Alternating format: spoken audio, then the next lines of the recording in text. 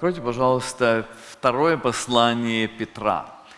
Второе послание Петра, 1 глава, и последние несколько стихов. Мы остановимся на них, если Господь позволит, сегодня в следующей проповеди. И, может быть, даже еще одну проповедь, которая будет фокусироваться на этих стихах. Поэтому я хотел бы немножечко больше, чуть-чуть сказать об этом послании и причинам, почему мы здесь.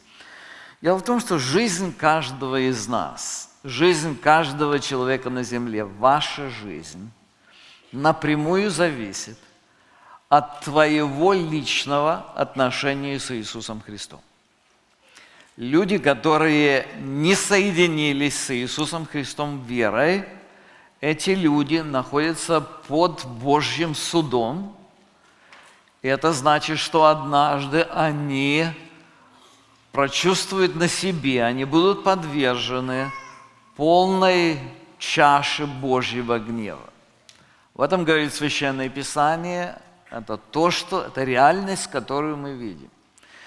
Если вы спасены Иисусом Христом, если однажды произошел момент, когда вы соединились со Христом верой, и ваша жизнь принадлежит Иисусу Христу, качество вашей жизни, эффективность вашей жизни, полноценность того, что наполняет вашу душу, чем вы движимы, напрямую зависит от того, насколько глубоко вы знаете Иисуса Христа. Я имею в виду лично вы.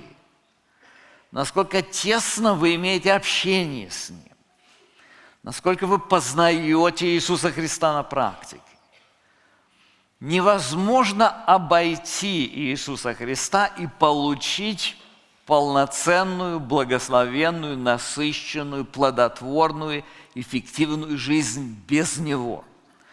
Мы знаем, что психологи пытаются этому учить. Мы знаем, что различные формы социологических конструкций предлагают свои варианты для того, чтобы как-то восполнить людей, дать им какую-то полноту. Если отойти от более возвышенных теорий, можно обнаружить массу ситуаций, в которых люди просто обмануты элементарными уловками дьявола, когда люди гонятся за похотью, когда они гонятся за какими-то яркими вещами, они просто отвлекаются.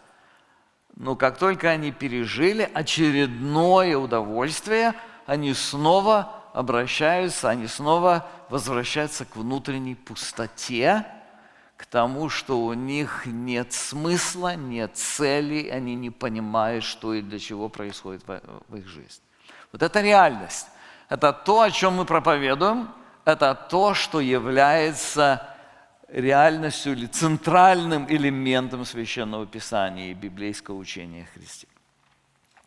Так вот, знать Иисуса Христа и знать об Иисусе Христе можно только одним способом. Вы не можете познавать Иисуса Христа вне Священного Писания. Мы много говорили, особенно в прошлой проповеди, много говорили о том, что небеса проповедуют славу Божию. Спасибо, Сергей сегодня прочитал еще раз этот псалом. Мы говорили о том, что природа, которая нас окружает, она просто кричит: есть Творец, могущественный, умный, добрый, который очень сложную вселенную, очень красивую вселенную сотворил. Все это кричит, что есть Творец. Но для того, чтобы узнать о том, что вы грешник, для того, чтобы узнать о том, что есть единственный путь спасения, для того, чтобы пойти по этому пути спасения, невозможно по-другому, кроме Священного Писания. Вот почему мы решили посвятить эти несколько недель тому, чтобы посмотреть на достоверность Священного Писания. Это очень важный вопрос, к которому каждый из нас приходит. Это важный вопрос вот еще почему. Смотрите, большинство людей, которые в этом зале присутствуют, вы считаете, что Библия – это Слово Божие. Но вы не относитесь к нему как к Слову Божьему. Вы не дорожите им так, как будто это слово исходит от самого Бога. Вы не ищете каждого слова Его, потому что вы где-то привыкли к тому, что это все в общем. Мы воспринимаем Библию как миф. Для большинства, для очень многих, вы никогда не скажете, что Библия – это миф. Я, к великому сожалению, сегодня, скорее всего, не успею коснуться третьего пункта своей проповеди, где мы детально будем рассматривать, что такое мифы, как не воспринимать Писание как миф. Ну, наверное, это не к сожалению, а к счастью. Скорее всего, нам придется сделать отдельную проповедь, чтобы просто об этом подробно поговорить. Как не ошибиться? Это сверхважный вопрос. Почему? Помните Пушкина? Был такой поэт. Он когда-то писал: сказка – миф, сказка – ложь, давний намек, добрым молодцам урок.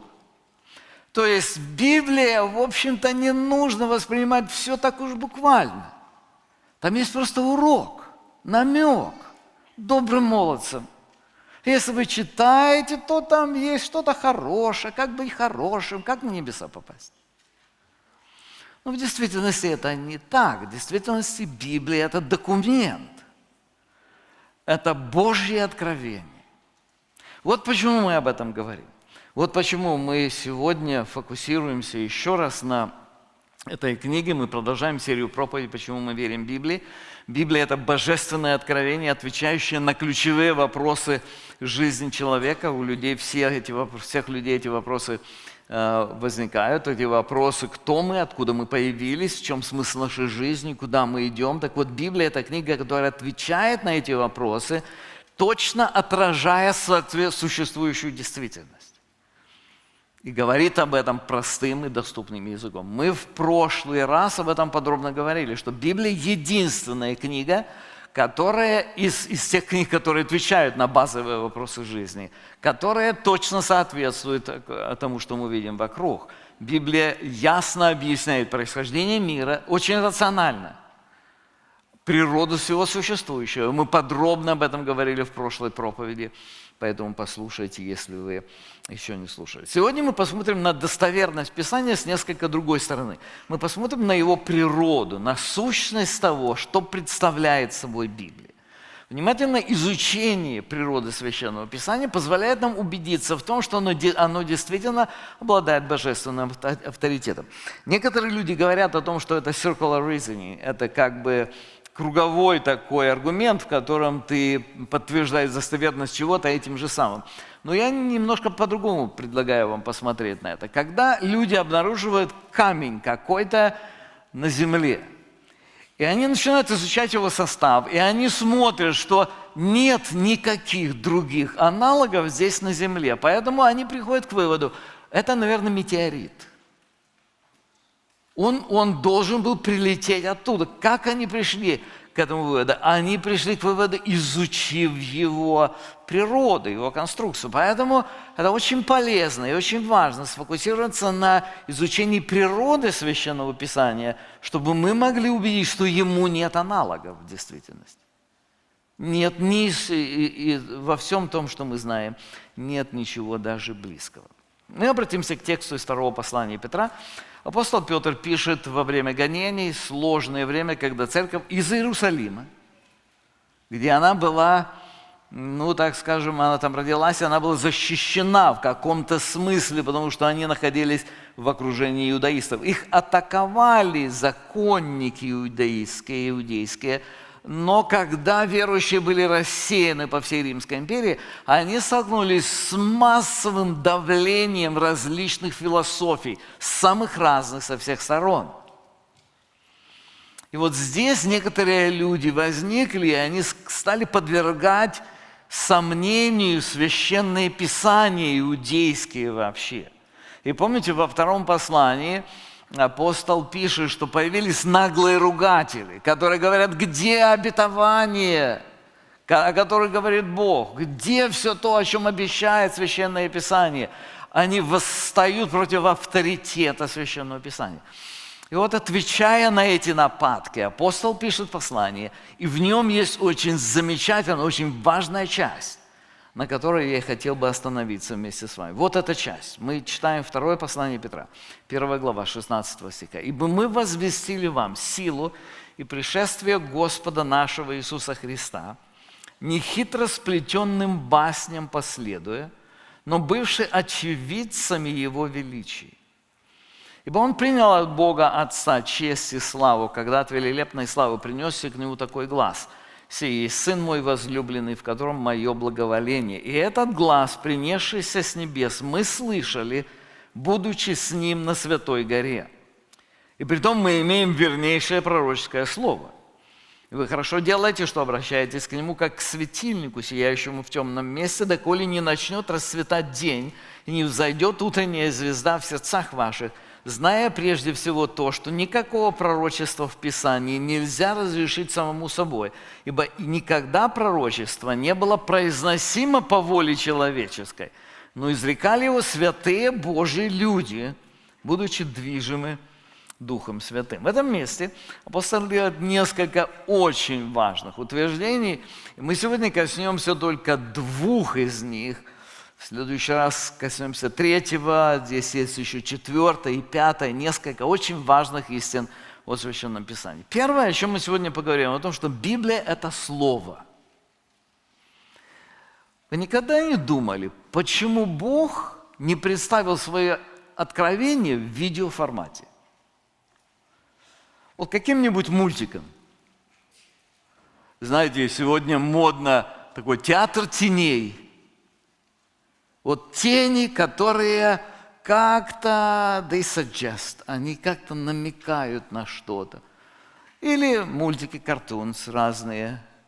Всякие вещи, в которыми можно было бы, видео, вот сегодня мы видео, оно распространенное дело такое. У Бога что-то всегда эти возможности были. Он показывал видео Иоанну на острове Патмос. Мы не знаем, в каком формате у него был видеоэкран, но Бог показывал ему видение, видео от этого же слова. То есть он видит то, что будет происходить, все эти казни, которые были. Первый век. Понятно, что Бог всеми этими технологиями обладал очень давно. Тем не менее, он выбрал Слово. Посмотрите, о чем говорит апостол Петр. Это очень важная вещь. И притом мы имеем вернейшее пророческое Слово. Интересно, он только что говорит, мы видели, а здесь говорит Слово. Очень важный аспект, более важный, чем мы об этом склонны думать. В прошлый раз мы подробно говорили о том, что наличие высокоорганизованной, сложнейшей, действенной информации в нашем мире говорит о разумности создавшего этот мир Бога. Именно так Библия представляет нам Бога. Помните Иоанна, 1 глава. Вначале было Слово, Логос. И мы подробно говорили о том, что это разумное начало, это способность думать, Бог. И дальше Слово было у Бога, Логос было у Бога, и Слово Логос было Бог. То есть сам Бог и есть этот разум. Он и есть тот, кто генерирует эту информацию, которая производит. И дальше сказано, все через Него начало быть, и без Него ничто не начало быть, что начало быть. То есть Бог – это Слово.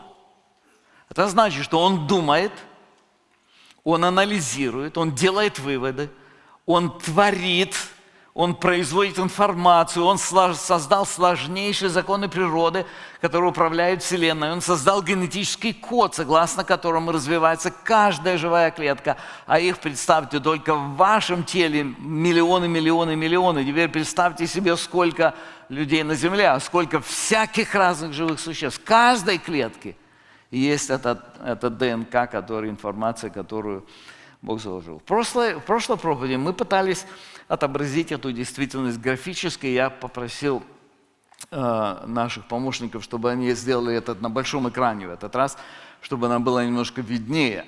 Посмотрите, мы говорили о том, что Бог, Он вне пространства, вне времени, Он нематериальный. Он находится вот в этом мире, который нам неизвестен. Мы живем вот здесь. Мы не можем думать вне пространства, времени и материи. Мы сотворены здесь. Здесь высокоорганизованная Вселенная. Это законы природы. Мы видим сложнейшую информацию. Откуда эта информация пришла? От Бога, который является личностью, разумной личностью. И Он рождает информацию. И поэтому творящее Слово создает Вселенную. Мы об этом подробно говорили в прошлый раз. Но у Божьего Слова есть еще одна особенность. Значит, посмотрите, вот здесь мы видим огромное количество информации, огромнейший объем. Опять-таки, представьте себе, одна живая клетка имеет столько, сколько мы не можем представить. Сколько библиотек, я в прошлый раз говорил, кажется, десятки, если взять энциклопедию Британика, посчитать все слова и буквы, которые там находятся, то вот в одной вашей клетке находится больше информации, чем во многих и многих копиях этой энциклопедии.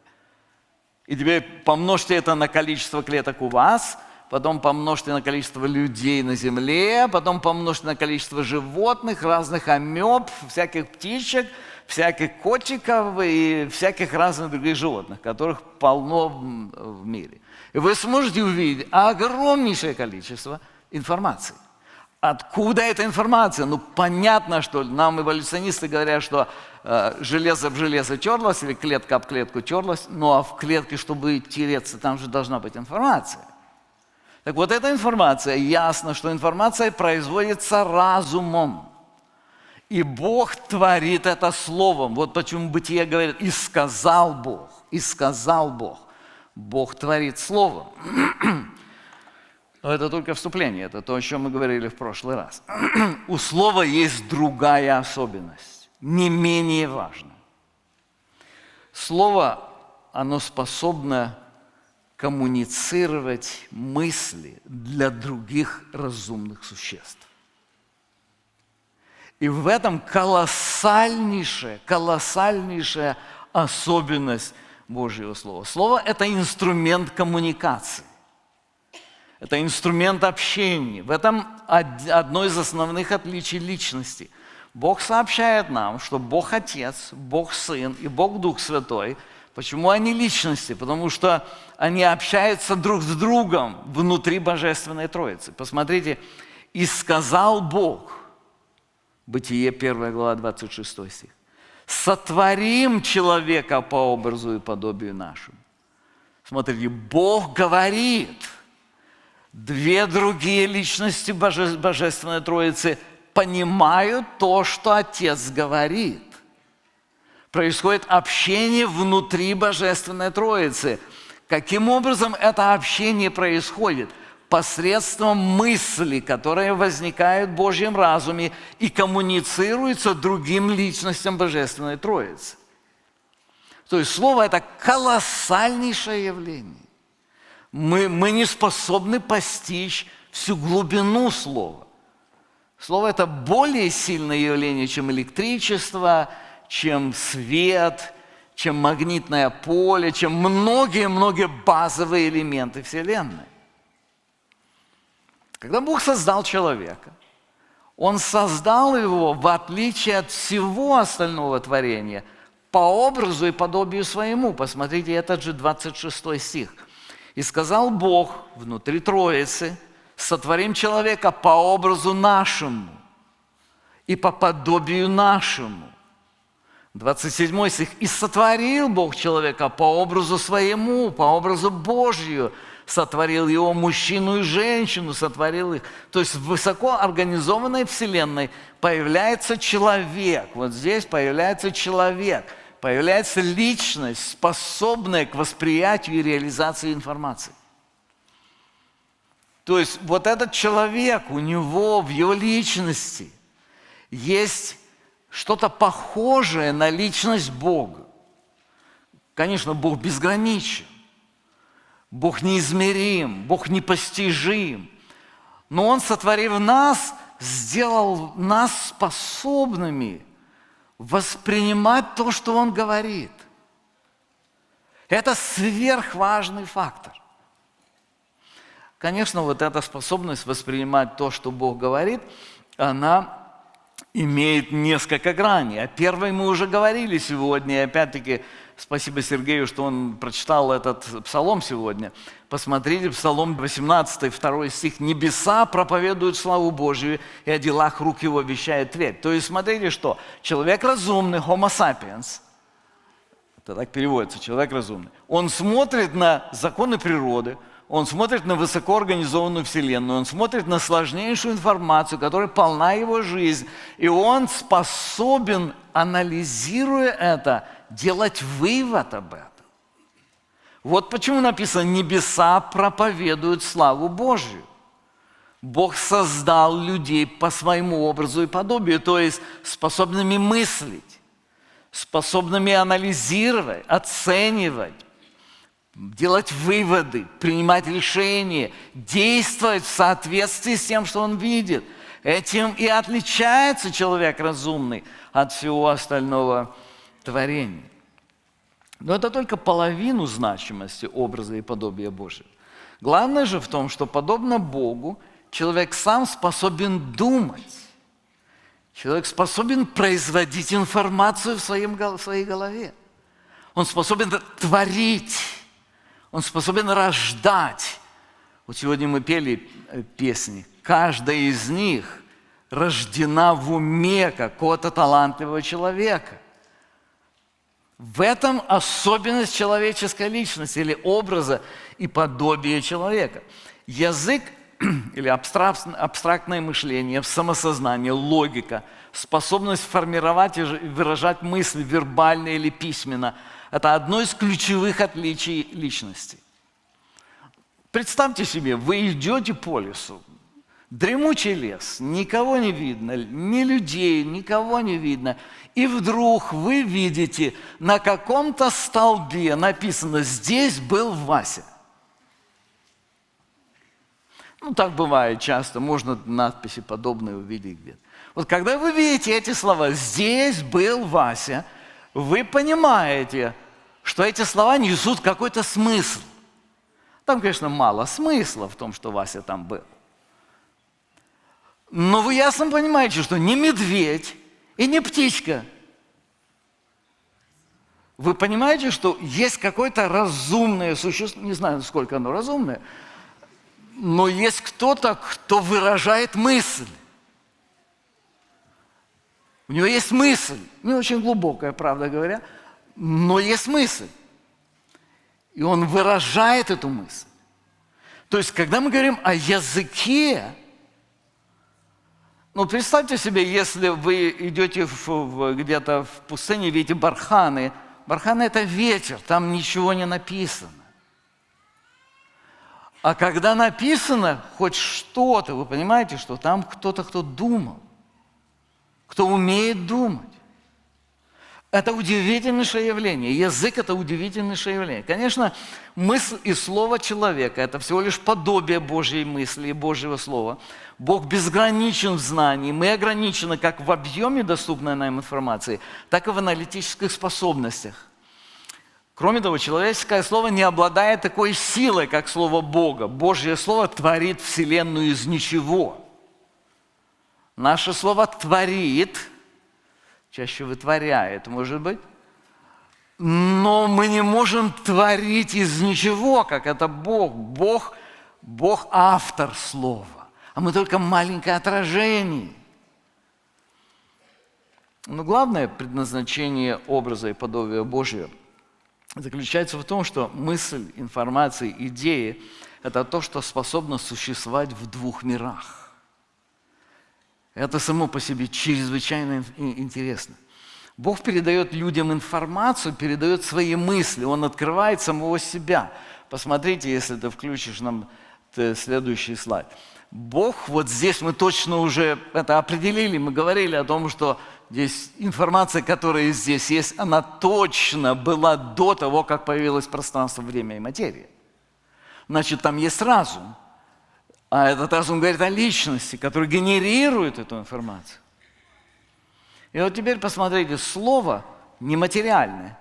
Слово, оно может жить вот здесь, и оно может жить здесь. Видео не может, а слово может. В этом особенность слова. Вот почему, посмотрите, когда Бог обращается к народу израильскому, Второзаконие, 4 глава.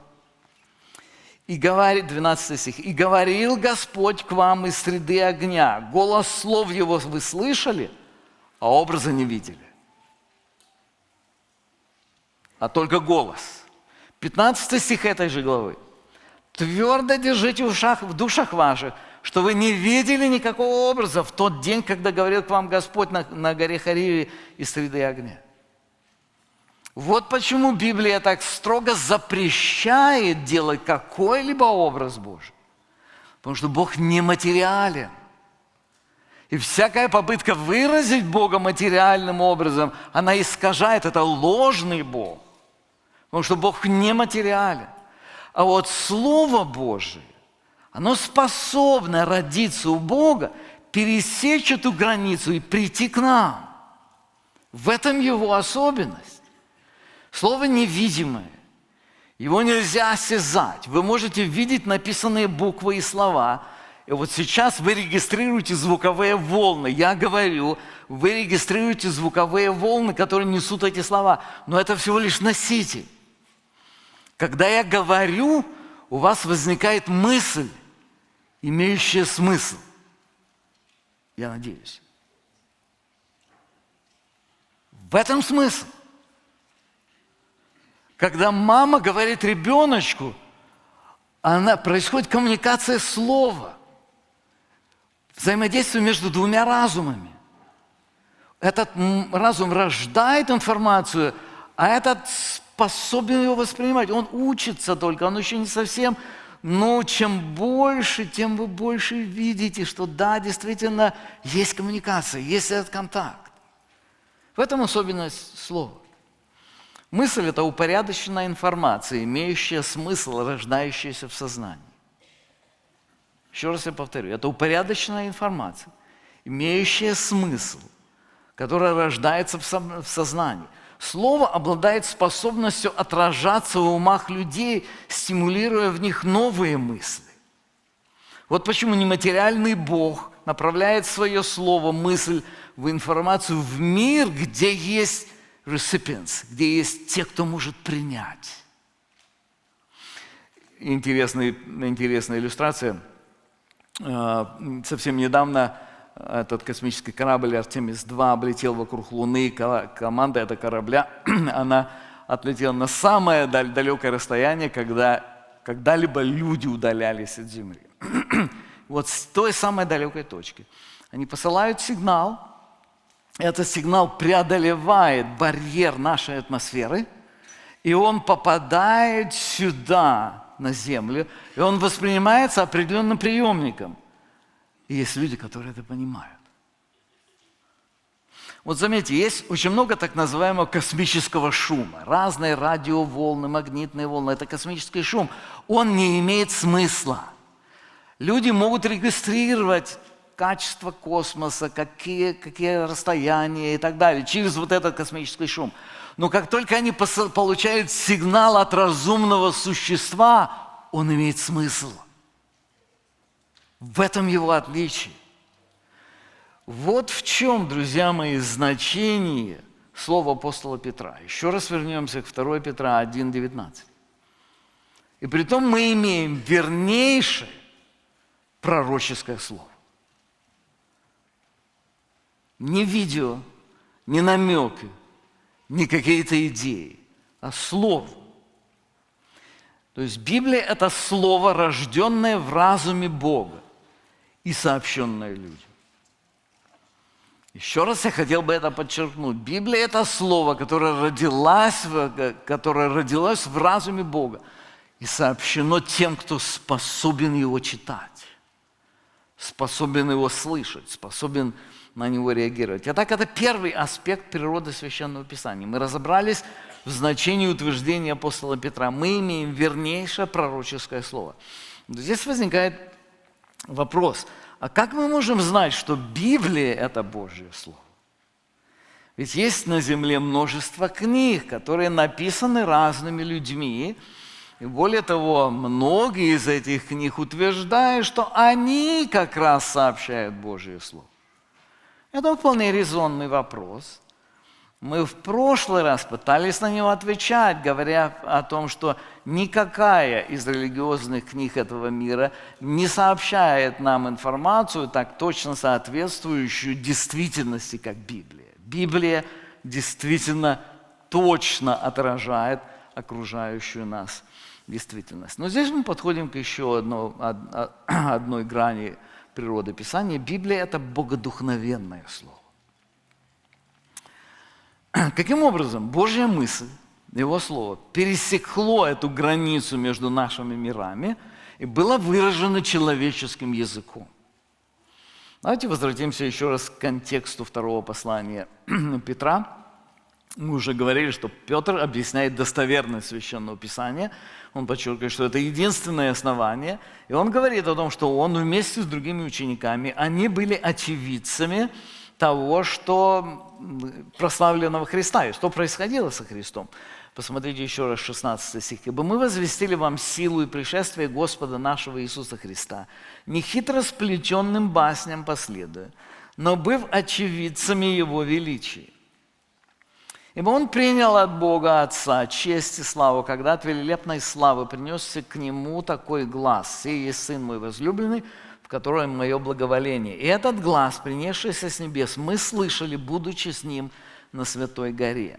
Заметьте, он подчеркивает, что он был очевидцем всего того, что происходило с Иисусом Христом. И вот сразу после этого, когда он говорит о Писании, он использует интересное слово. И притом мы имеем вернейшее пророческое слово. Слово «вернейшее» – это сравнительная степень слова «бибаиос», греческое слово, которое означает «более верное» или «в большей степени достоверное». То есть Петр представляет Писание более достоверным, чем его личный опыт очевидца Христовой славы. То есть он говорит: я вот точно видел, я там был. Но Писание более достоверно, чем я сам. Это очень важная деталь. Он сразу же объясняет причину, почему это так. И мы читаем ниже.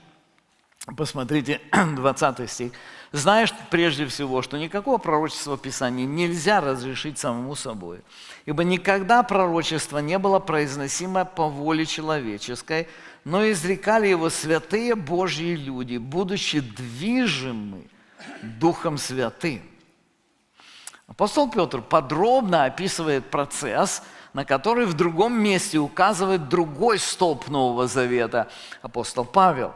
2 Тимофею 3 глава 16 стих написано: «Все Писание богодухновенно и полезно для научения, для исправления, для наставления в праведности».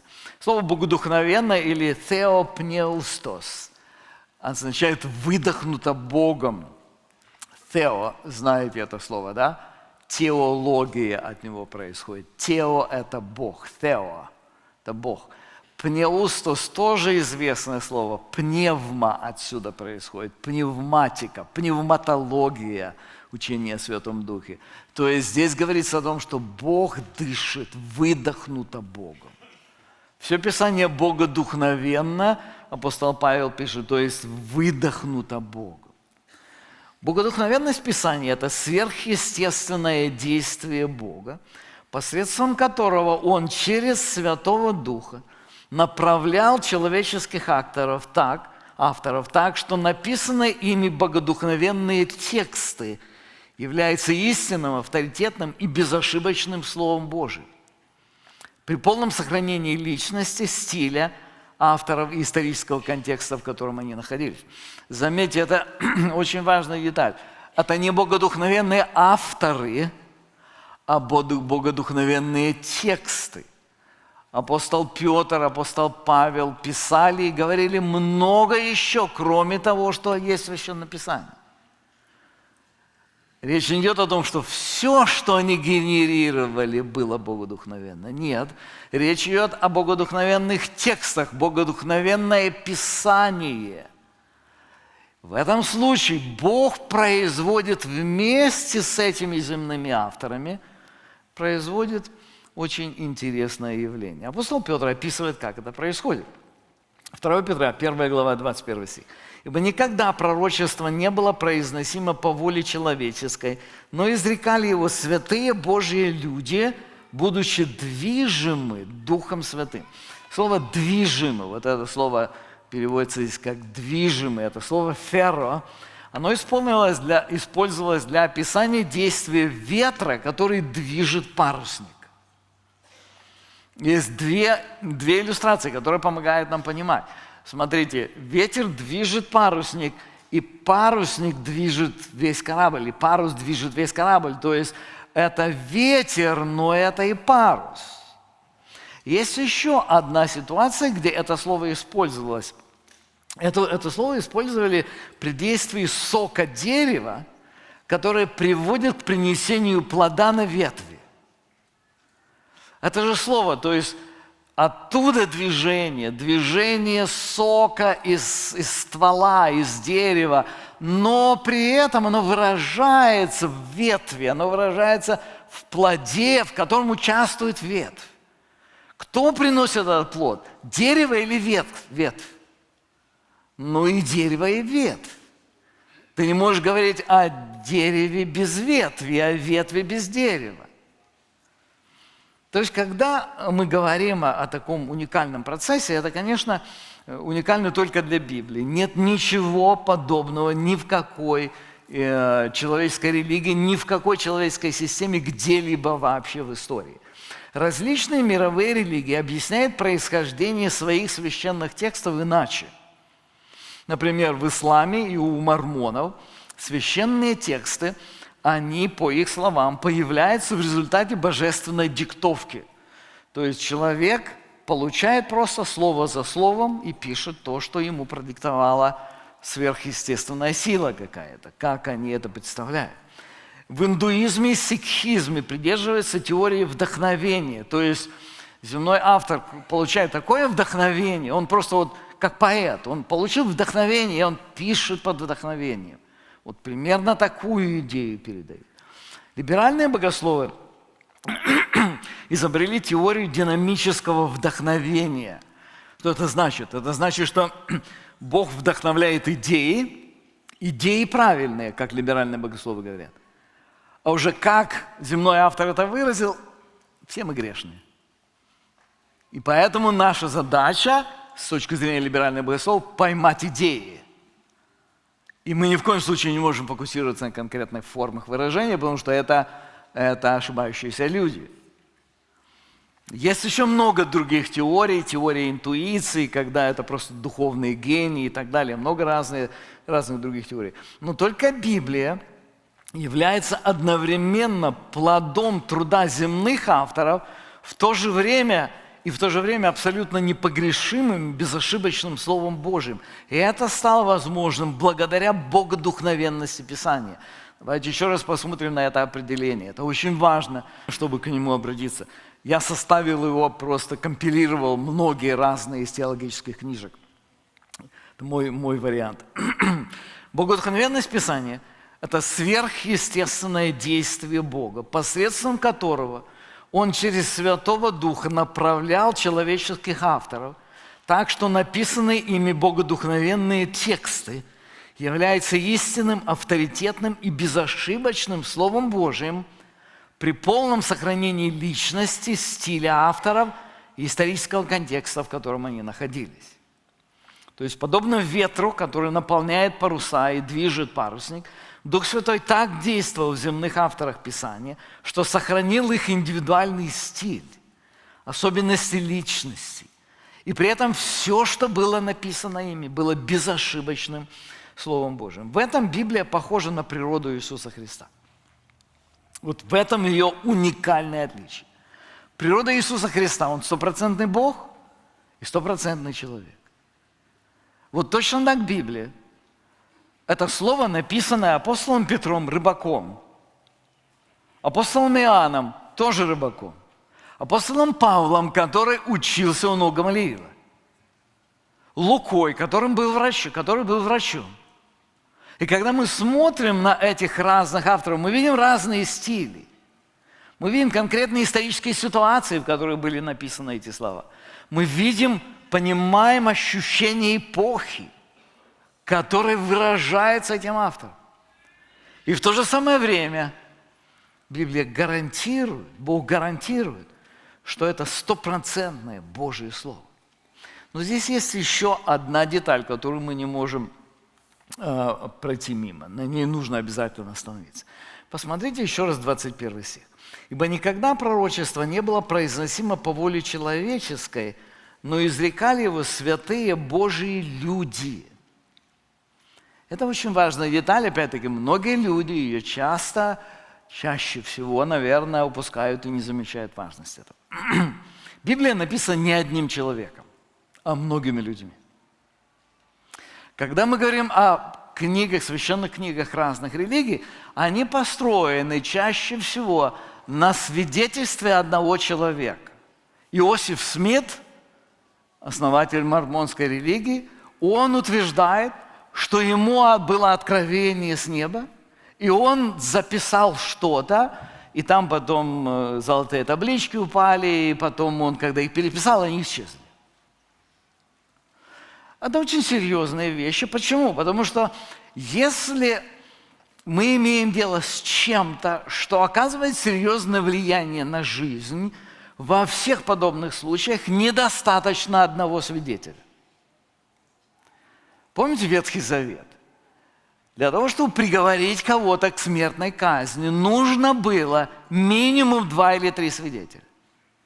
Невозможно было основать такое серьезное решение на показаниях только одного человека. Почему?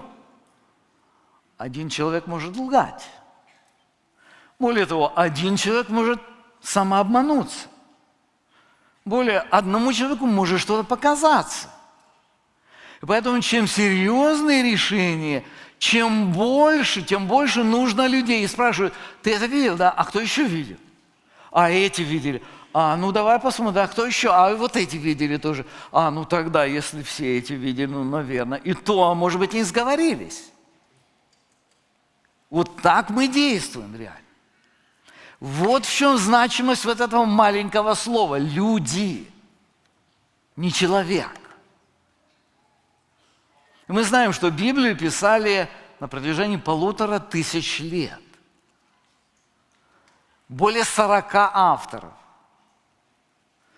Все они жили в разных эпохах и были из разных, так скажем, социальных слоев общества. Я уже говорил за Иоанна и Петра, которые были рыбаками, за Павла, который был ученым на то время, за Луку, который вообще пришел со стороны. Если вы посмотрите в Ветхий Завет, то вы там сможете обнаружить много разных интересных персонажей, которые стали автором Священного Писания. И когда вы читаете Библию, я в следующий раз покажу, если Господь позволит, от начала до конца мы попробуем сделать здесь на весь этот экран книги Библии, каким образом они были составлены. Когда вы читаете эту книгу, вы видите удивительнейшее единство всего. Удивительнейшее.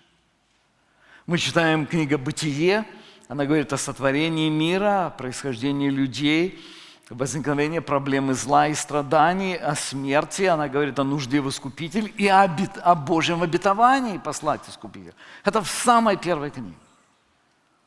Дальше мы читаем весь Ветхий Завет, раскрывает нам историю подготовки к искуплению. Мы видим, как множество всяких разных элементов, деталей, как они все вплетаются в одну канву, указывая снова и снова на Иисуса Христа, на Мессию, на искупление. И мы видим Новый Завет, описывает исполнение этих пророчеств. Причем интересным образом описывает. Бог так позаботился, что есть 4 Евангелия. И каждое из этих Евангелий, они описывают одни события, но они не копируют друг друга. Мы не видим, что они буквально заботятся о том, а что там он написал, мне нужно подогнать, чтобы мое не противоречило этому. Мы видим, что оно написано, это как 4 естественных свидетеля, свидетельствующих об одном и том же событии, которые в сути своей едины, но видя под разными углами со своей точкой зрения, мы видим некоторые разногласия, разночтения, некоторые отличия в этих историях этих 4 людей. Мы видим достоверность Священного Писания, мы видим целостность. Еще один фактор, доказывающий невозможность сговора между авторами Писания. Дело в том, что они были все не супергероями. О всех людях Ветхого и Нового Завета написано об их слабостях. Более того, апостолы, которые стали авторами Нового Завета, вот о них представлена такая история, что они вообще шли мимо кассы. Неправильное, наверное, это выражение, но не туда, как это выразить по-русски. Они идут за Христом и идут совершенно в другую сторону.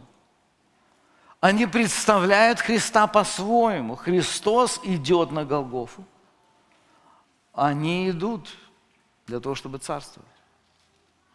И после того, когда кульминация наступает в Гефсиманском саду, они все до одного в смущении, в страхе, в предательстве своего учителя разбегаются. То есть, когда мы смотрим на то, что представлено, религии разные, они представляют своих авторов как супергероев. Он пришел, победил, он самый мудрый, он сел, он всех на вопросы ответил, он такой хороший, и вот все на него нужно ориентироваться. Когда мы смотрим на этих людей, они слабые, они малозначительные, они не супергерои. Апостол Павел, автор половины книг Нового Завета, он вообще был яростным гонителем последователей Иисуса Христа. И даже когда он обратился, помните, его долгое время не принимали апостолы. Более того, все авторы Нового Завета, кроме Павла и Луки, также многие авторы Ветхого Завета были малообразованными людьми.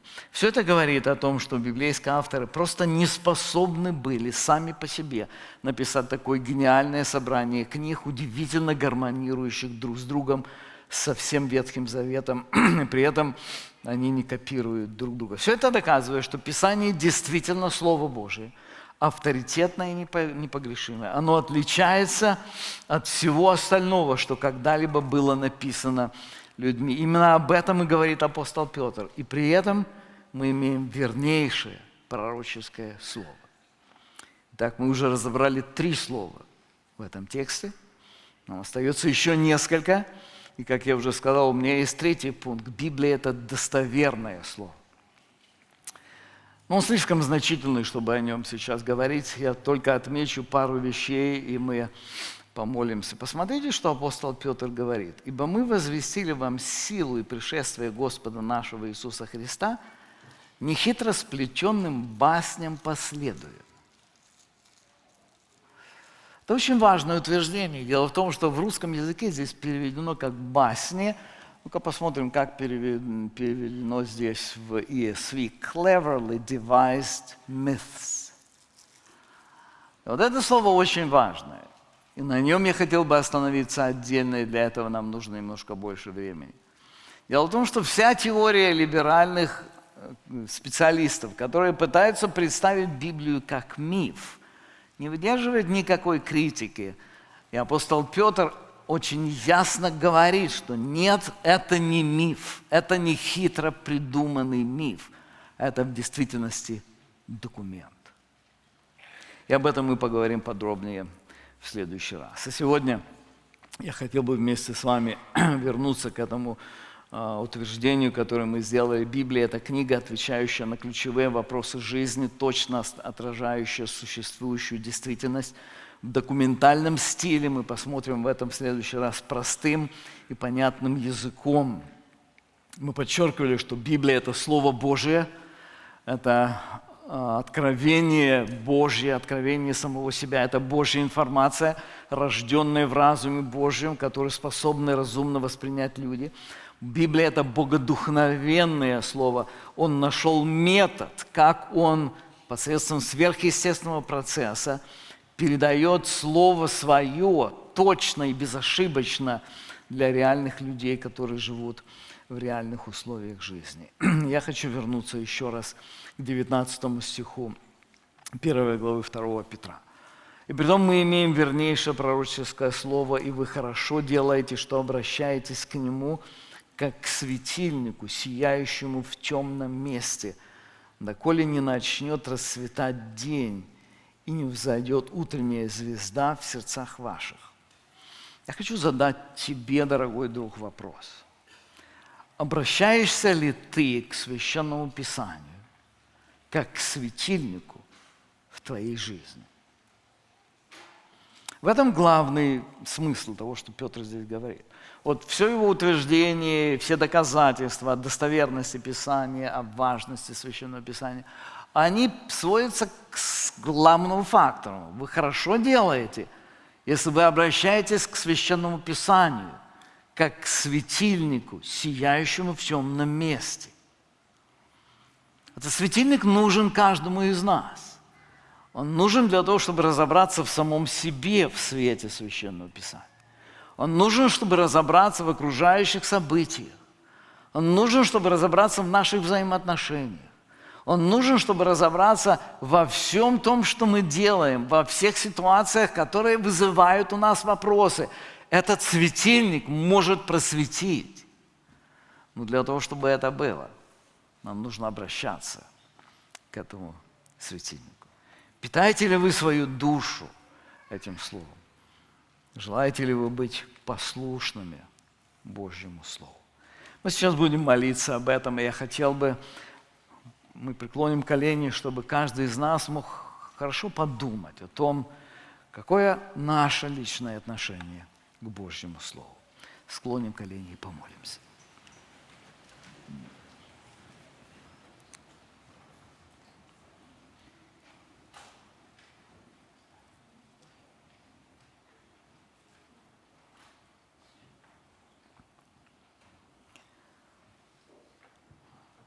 Господи Боже наш, мы благодарим Тебя за Твою огромную любовь к нам. Мы благодарим Тебя за то, что Ты создал нас способными думать, способными анализировать. Ты создал, вложил внутрь нас этот поиск, чтобы мы искали смыслов, чтобы мы искали объяснение происходящему. Мы благодарим Тебя за Твою книгу природы, в которой мы видим руку Твою. Мы видим выражение Твоего гения, мы видим выражение Твоей могущественности, мы видим выражение Твоей доброты к нам. Ты так незаслуженно наполнил жизнь людей на земле благами. Господи, мы благодарим Тебя за Твою книгу жизни, за Слово Твое. Благодарим Тебя, что Ты не оставил нас блуждать во тьме здесь на земле. Благодарим Тебя, Господи, что это Слово, родившееся в Твоем разуме, это Твоя мысль, она была донесена до нас, людей. Мы благодарим Тебя за чудо богодухновенности. Мы не способны постичь всего этого. Мы знаем точно, Господи, что если бы не Слово Твое, мы блуждали бы в этом мире. У нас не было бы возможности иметь смысл, у нас не было бы никакого основания для морали, у нас не было бы никакой надежды в спасении от греха. И только благодаря Твоему Слову мы сегодня можем стоять на прочном основании. И я сегодня обращаюсь к Тебе и прошу, Господи, Твоего действия в каждом из присутствующих здесь. Господи, помоги каждому из нас полюбить Твое Слово, преклоняться пред Твоим Словом, быть послушным Твоему Слову. Благослови нас, Господи. Во имя Иисуса Христа просим Тебя об этом. Аминь.